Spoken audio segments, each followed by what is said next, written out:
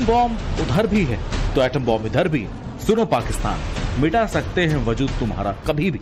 क्या तुमको ये खबर भी है? और इस हमले की साजिश रचने वालों को उनकी कल्पना से भी बड़ी सजा मिलेगी।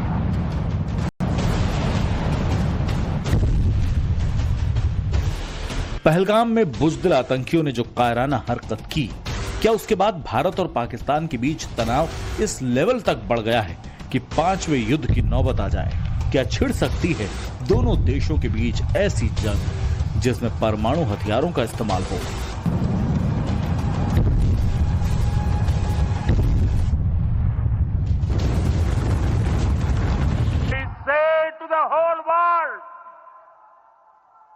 India will identify, track and punish every terrorist and their backers.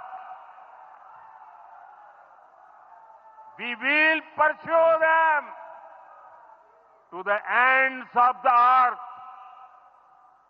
India's spirit will never be broken by terrorism. Terrorism will not go unpunished. Every effort will be made to ensure that justice is done. Modi गुस्से में बारी पहलगाम का बदला लेने की, और इसके लिए उन्होंने स्टेप बाय स्टेप प्रोसेस शुरू कर दिया। लेकिन नजरें इसी बात पर टिकी, क्या परमाणु हथियारों को लेकर भी कोई बड़ा फैसला होगा? पाकिस्तानी सरकार लगातार खौफ में है और लगातार मीटिंग्स कर रही है। पाकिस्तानी सेना के अंदर भी मीटिंग्स का दौर लगातार जारी है। आतंकी खीमों के अंदर भी लगातार हलचल दिखाई दे रही है। ऐसे में सबको यही डर सता रहा है कि कहीं इस बार उनके न्यूक्लियर प्रोग्राम पर कोई स्ट्राइक न हो जाए। प्रधानमंत्री नरेंद्र मोदी उन ऑप्शंस का इस्तेमाल न करे जिनकी धमकी लगातार पाकिस्तानी के नेता देते आ रहे हैं। इसमें पहला ऑप्शन पाकिस्तान के न्यूक्लियर वेपन्स को तबाह करने का है। दूसरे ऑप्शन के तौर पर पाकिस्तान के परमाणु ठिकानों को टारगेट किया जा सकता है। और फिर तीसरा ऑप्शन है परमाणु अटैक का। हालांकि यह फैसला लास्ट से भी लास्ट है। यह अलग बात है कि पाकिस्तान में पैनिक मोड ऑन है। हर पाकिस्तानी लगभग ये मान चुका है कि भारत पहलगाम का बदला जरूर लेगा। इसीलिए परमाणु चिल्लाया जा रहा है। दुनिया के 9 मुल्कों के पास परमाणु हथियार हैं, जिनमें भारत और पाकिस्तान दोनों का ही नाम है। दोनों देशों ने खुद को न्यूक्लियर वेपन से संपन्न किया है। Stockholm International Peace Research Institute की रिपोर्ट के मुताबिक भारत के पास 180 परमाणु हथियार हैं, जबकि पाकिस्तान के पास न्यूक्लियर वेपन्स की संख्या 170 है। यह बात सब जानते हैं कि भारत ने पहली बार 1974 में परमाणु परीक्षण के जरिए अपनी मौजूदगी दर्ज कराई थी, जबकि पाकिस्तान ने मई 1998 में पहले परमाणु हथियार का परीक्षण किया था। सवाल है कि क्या भारत परमाणु हमले जैसा कदम उठा सकता है, ये जानते हुए भी कि पाकिस्तान के पास भी न्यूक्लियर हथियार हैं, और फिर न्यूक वॉर से बर्बादी बहुत ज्यादा होगी। वैसे भी भारत ने खुद ही न्यूक्लियर वेपन्स को लेकर no first use policy apply कर रखी है। जंग 1999 में भी भारत और पाकिस्तान के बीच हुई, तब भी किसी मुल्क ने परमाणु बम का इस्तेमाल नहीं किया। जंग के हालात 2019 के पुलवामा अटैक के बाद भी बने थे, लेकिन तब भी परमाणु हथियारों से दूरी बनाई गई। फिर अब क्या ऐसी सिचुएशन बन चुकी है कि यह टकराव परमाणु के तौर पर नजर आ सकता है? भारतीय सेना में मेजर रह चुके गौरव आर्या से हमने यही समझने की कोशिश की। सुनिए उन्होंने परमाणु युद्ध की आशंका को लेकर क्या अहम पॉइंट्स बताए। पाकिस्तानी एक सोची समझी साजिश के तहत बड़े लूज बात करते हैं न्यूक्लियर वेपन्स के बारे में। जब भी आप देखेंगे कि टेंशन बढ़ जाता है भारत पाकिस्तान के बीच में, इंडिया से कोई न्यूक्लियर वेपन्स की बात नहीं कर रहा। इंडिया से कोई न्यूक्लियर वेपन्स की बात नहीं करेगा। सारे पाकिस्तानी ट्विटर पे और टेलीविजन पे न्यूक्लियर क्यों करते हैं? ये कभी आपने सोचा क्यों पाकिस्तानी बात करते हैं? It's very interesting. देखिए बात यह है कि पाकिस्तान जो है वो भारत को नहीं डरा रहा, ये भारत को चेतावनी नहीं दे रहा वो न्यूक्लियर वेपन्स के बारे में बात करके। वो वर्ल्ड कम्युनिटी को ये बोल रहा है कि देखो दोनों न्यूक्लियर पावर्स हैं, कुछ भी हो सकता है, तुम आके लड़ाई रोक दो। भारत के पास ऐसी कई बैलिस्टिक मिसाइलें हैं जो परमाणु हमले में कारगर हैं और इनका तोड़ पाकिस्तान के पास नजर नहीं आता। इनमें अग्नि सीरीज की अग्नि P, अग्नि 5, अग्नि 4, अग्नि 3, अग्नि 2 और अग्नि 1 शामिल हैं। INS अरिहंत और INS अरिघात के तौर पर दो पनडुब्बियां हैं जो समंदर से परमाणु हथियारों को लॉन्च कर सकती हैं। मिराज फाइटर जेट भी परमाणु बॉम्ब गिराने की क्षमता रखता है। अगर कहा जाए तो जमीन से लेकर आसमान और समंदर तक तीनों तरीके से भारत परमाणु हमला करने का मादा रखता है।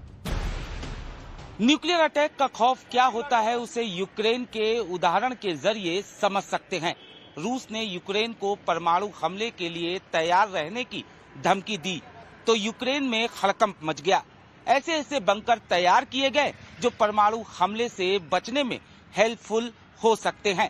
एंटी रेडिएशन पिल्स की मांग बेतहाशा बढ़ गई। डर यूरोपीय कंट्री में भी दिखा, जिसके बाद आयोडीन दुगने दामों पर बिकने लगी।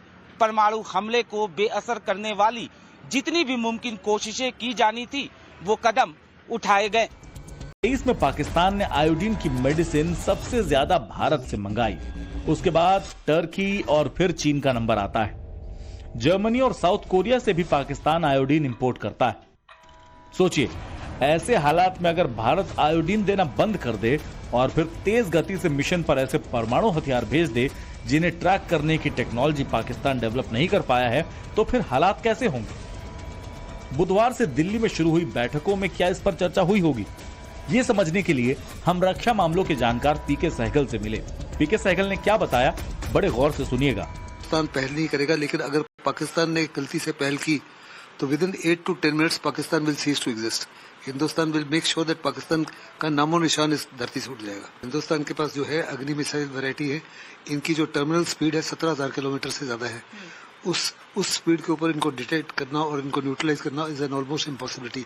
चाइना के पास भी क्षमता नहीं है उसको करने के लिए। तो ऐसे में जहाँ तक पाकिस्तान का ताल्लुक है, पाकिस्तान की क्षमता नहीं है, लेकिन मुझे नहीं लगता कि इतनी जबरदस्त एस्केलेशन होगी दोनों देशों के बीच में कि परमाणु युद्ध की नौबत आ जाएगी। डॉक्ट्रिन से आजाद होने के बावजूद पाकिस्तान में एटम बॉम्ब को लेकर बहुत ज्यादा फियर है। अगर एटम बम को लेकर कोई प्लानिंग बनती है तो मोदी सरकार का अगला ऑप्शन क्या होगा। कहीं ऐसा तो नहीं कि नजरें पाकिस्तान के न्यूक्लियर हथियारों पर है, क्योंकि पाकिस्तान लगातार दुनिया के सामने अपने न्यूक्लियर ठिकानों की इंफॉर्मेशन नहीं देता है। लेकिन ये भी सही है कि पाकिस्तान लगातार न्यूक्लियर हथियारों को बढ़ावा दे रहा है। अब तक की जानकारी के मुताबिक पाकिस्तान के 7 न्यूक्लियर ठिकानों की डिटेल दुनिया के सामने आ चुकी है। गोलारा शरीफ में पाकिस्तान का यूरेनियम संवर्धन और रिसर्च सेंटर होने की बात कही जाती है। इस सेंटर को पाकिस्तान ने दुनिया की नजरों से छिपा कर रखा। IAEA की टीम इसे ना जान सके, इसकी पूरी कोशिश की गई है। इस खेल में पाकिस्तान का बड़ा प्लूटोनियम संवर्धन प्लांट है। इसका सिविल वर्क पूरा हो चुका है। चीन की मदद से यहाँ पर परमाणु रिएक्टर बनाने का काम शुरुआती दौर में चल रहा है। काहूता में खान रिसर्च लेबोरेटरी है। यहीं पर पाकिस्तान के परमाणु बॉम्ब और लंबी दूरी की मिसाइलें बनाई जाती हैं। कराची में पाकिस्तान का न्यूक्लियर पावर प्लांट है। कराची न्यूक्लियर पावर प्लांट 1972 में IAEA की निगरानी में शुरू किया गया था। चश्मा न्यूक्लियर पावर प्लांट पाकिस्तान ने 1970 में शुरू किया था, लेकिन ऑपरेशनल 2000 से हुआ।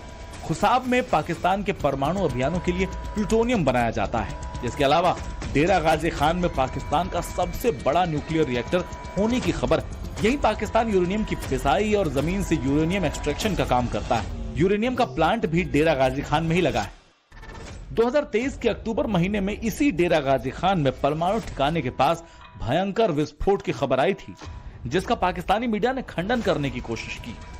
जो है एक 4 बार भारत से बुरी तरह शिकस्त खा चुका पाकिस्तान सुधर नहीं रहा। इस बार सर्जरी नहीं बल्कि ऐसे इलाज की जरूरत है ताकि फिर कभी पहलगाम जैसी कोशिश न कर सके।